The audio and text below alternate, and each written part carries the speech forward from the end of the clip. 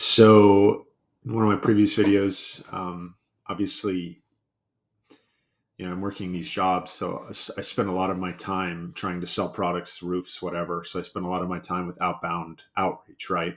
Whether it's cold email, cold phone call, cold LinkedIn, door knocking, follow up emails to those homeowners who didn't want an inspection but requested something, requested more info, right? So I wanted to share what I'm doing, hopefully for feedback, maybe for a bit of inspiration. I see, I've been selling now for about 10 years. So I see quite a few things out in the market that I do like, quite a few things that I don't, and quite a few things that I disagree with. So I'll just kind of share some of my guiding principles, if you will, on sort of how I go about actually writing correspondence to try and get people in top of funnel. Um, so first and foremost, um, the one thing that I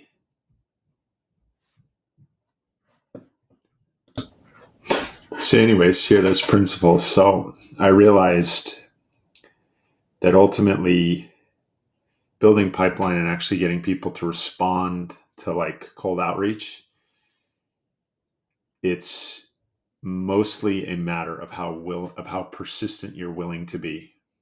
Um, and for a while especially when I was younger, I thought I could write the perfect email that they would respond to. I thought that was what I should optimize for. And that turned out to not be that fruitful. It was very hit or miss. But what I realized is that ultimately, the more volume you can put out there, the higher the likelihood that you're actually going to find someone who has a need, rather a pain for what you're solving for, right? Um, and it's pretty interesting. A side note on that is the more you reach out to someone, the more they subconsciously realize that this guy or girl has something important to share with me. Now, once they actually open that email, they might not give a shit about what you're saying. But again, the more you reach out, the more they see your name in their inbox and that subject line and the first little, thumbnail of that email, um, it will trigger something in their minds. It says, okay, this must be important. Now, when they open it, they may or may not choose to respond, but we're not there yet. So persistence above all else, volume of emails of, where they actually, that you're actually sending is like a huge deal here. That brings us to my next part here, which is as long as you're being polite, you can be as persistent as you want to be. I've sent 3, 4, and sometimes 5 emails in the same day to a guy. Now, I don't do that very often. At the most right now, I'll send 2 emails in a day, right? Um, I'll say something like, hey, this is how I can help you. By the way, I'm going to send you one more email just clarifying that in a case study, right? Or a testimonial. And I'll send another email real quick, right? So now we're at 2 emails and they see 2 from me in their inbox. What's going on? Why is this person? It must be important, right? But again, as long as you're being polite in your tone and in your words, you can be as persistent as you'd like to be. If they respond poorly, that's on them, right? They were never going to buy in the first place. That's the bet that we're taking. But let's be honest. I mean, I've sent, in some cases, I think of one CEO that I was trying to get on board. I sent him 54 emails in the span of 6 months. That's 9 emails a month, roughly speaking. That's roughly 2.5 emails a week. That's a lot. And he just ignored it for 54, 54 emails. But eventually said, okay, now it's time. And that triggered something in my brain. Now it's time. Like, okay, so he didn't hate me for those 53 emails. It just wasn't the right time. He had other things that he was doing. And it was funny. He didn't remember most of the emails. He just phrased it as, yeah, Chris, I saw you reach out with one of those emails and it stuck with me. It seemed like it could help us. Now, I rarely respond to those emails. It's another clue, which we'll talk about here in a moment. But, so I decided to respond. And that triggered something in me that, wow, these people don't have, they don't, that's the best thing here is no matter how stupid you look one day as the sender, they're not going to remember you the next day.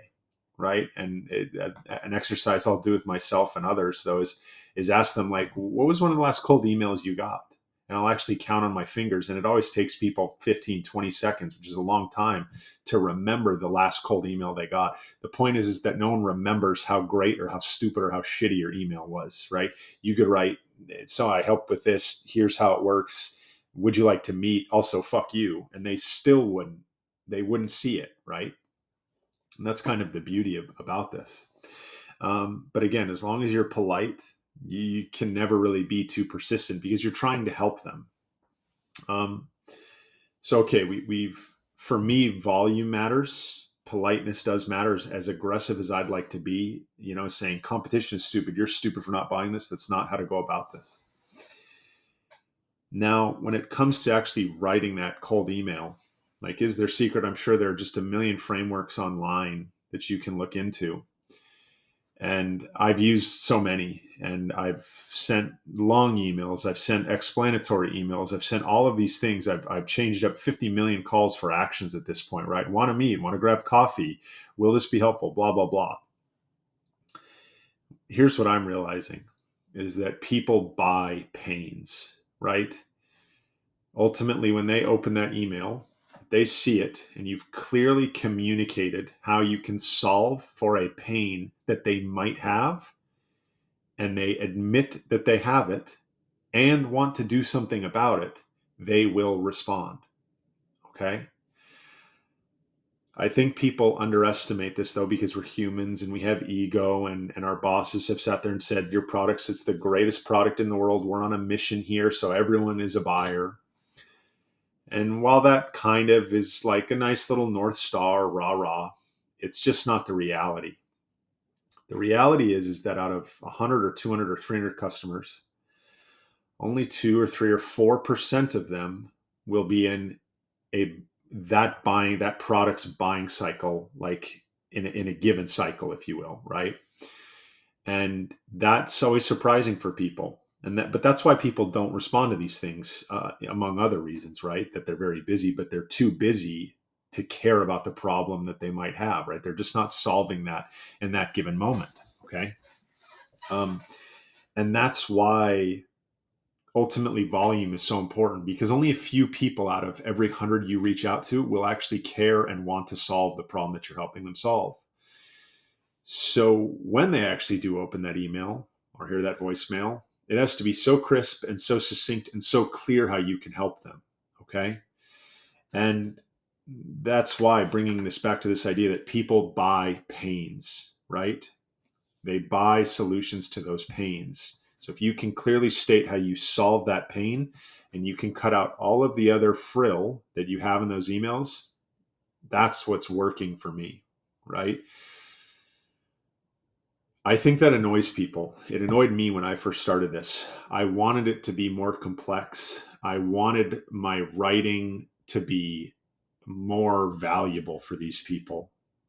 And I said to myself, if it's like that, then anyone can do it. Yes, anyone can do it. But very few people are willing to put in the time that it takes to have enough volume to actually like do something meaningful with this. That is the magic here. So again, if you can be very clear in the pains that you solve for, right? That's what people respond to. Okay? Not buzzwords, not abstract problems, like concrete problems, and how your solution is a concrete solution for them. And you'd be amazed at how many people are actually willing to have a conversation with you at that point, right? It is higher than that 3% that I mentioned, just because, again, you've made it so clear and so easy for them. Okay. Let's see if I have anything else on here. Yeah. So again, that's sort of how I go about whenever I think about these cold prospecting, right? Like on LinkedIn or cold email or whatever it might be.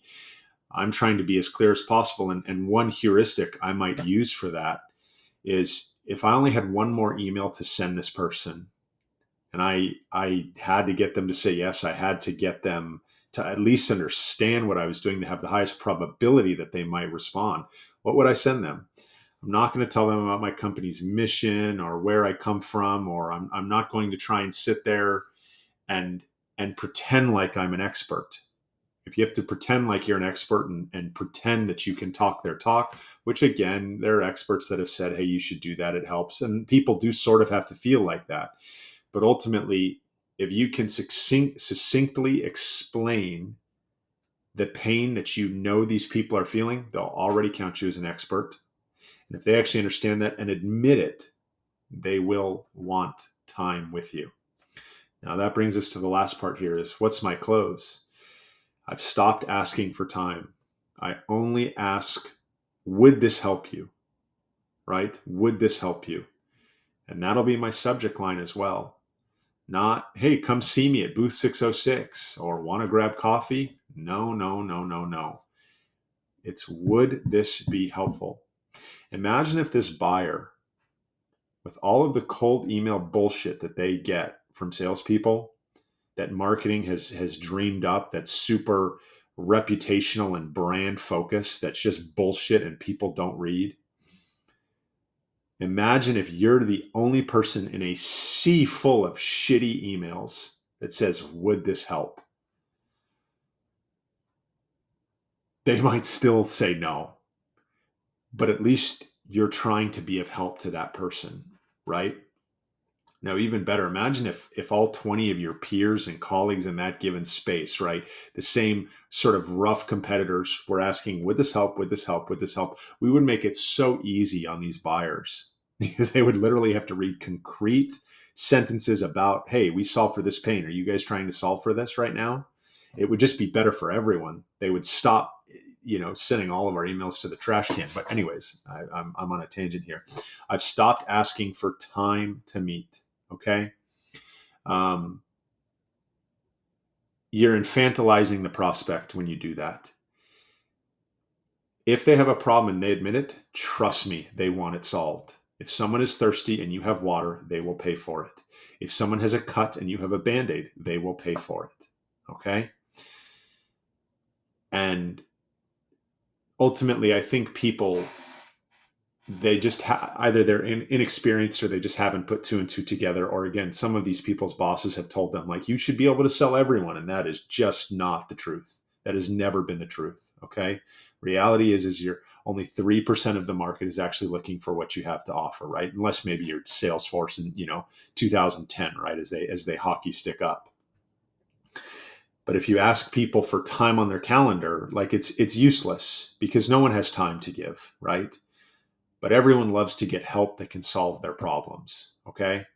Additionally, you'll pay for it down the road because you booked those fucking demos that shouldn't have been booked, right? Because sometimes these people, whether they feel sorry for you or, oh, sure, all right, I'll have a look at this solution, you're already setting a bad precedent for this person because ultimately, if it's not helpful, you shouldn't even be having a conversation with them in that moment anyways. Right now, okay, there are exceptions to that rule. Well, we can start the relationship, sure, whatever, right? But do it by asking them if it would actually help them, okay? And that is sort of what I'm doing right now, and it's working out very well because I know that overall the game is going to be how persistent I can be and how polite I can be, no matter how exasperated I get, as long as I can be polite, right? But ultimately, I'm trying to hit these people with so much clarity that they understand exactly how they would use me. And that is like the best gift you can give these people. So anyways, sorry about that. I'm sure I rambled at the end there. That's how that's just one of the ways in which I prospect with cold outreach.